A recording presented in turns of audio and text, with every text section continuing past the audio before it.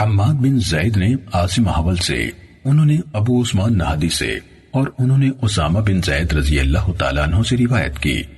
انہوں نے کہا، ہم نبی اکرم صلی اللہ علیہ وسلم کی خدمت میں حاضر تھے کہ آپ کی بیٹیوں میں سے ایک نے آپ کو بلاتے ہوئے اور اطلاع دیتے ہوئے آپ کی طرف پیغام بھیجا کہ اس کا بچہ یا اس کا بیٹا موت کے عالم میں ہے۔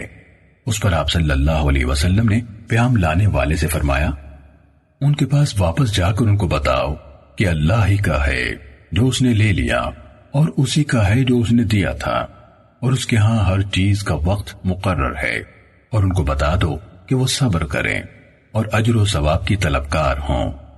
پیام رساں دوبارہ آیا اور کہا، انہوں نے آپ کو قسم دی ہے کہ آپ ان کے پاس ضرور تشریف لائیں۔ کہا، اس پر نبی اکرم صلی اللہ علیہ وسلم اٹھے اور آپ کے ساتھ حضرت سعد بن عبادہ رضی اللہ تعالیٰ عنہ اور معاذ بن جبل رضی اللہ تعالیٰ عنہ بھی اٹھ کھڑے ہوئے، اور میں بھی ان کے ساتھ چل پڑا۔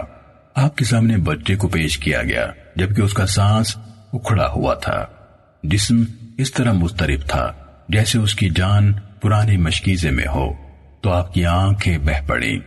اس پر حضرت سعد رضی اللہ تعالیٰ عنہ نے عرض کی، اے اللہ کے رسول صلی اللہ علیہ وسلم، یہ کیا ہے؟